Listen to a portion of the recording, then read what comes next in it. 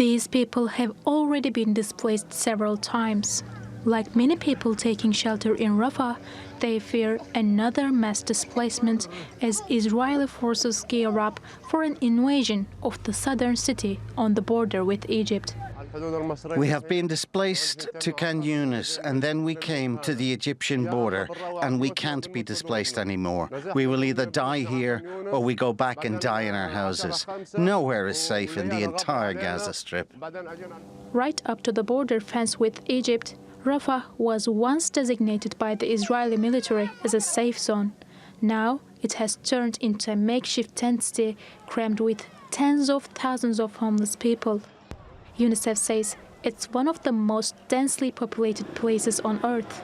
With over half of Gaza's 2.3 million population seeking shelter here, residents face a string of challenges, including accessing food, clean water, and medicines. Circumstances the World Health Organization says are responsible for a spike in infectious diseases, particularly among children. In Rafah, we are living on the sand in a transparent tent. There is no space, we are cramped in. There is no food or drink, not even water to wash ourselves. We are cooking in steel pots and I wash in this container. My children freeze at night from the cold and the tent leaks.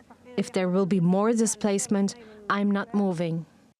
World leaders and international organizations have expressed concerns over the potential ground operation, saying such an offensive could result in an unspeakable humanitarian catastrophe.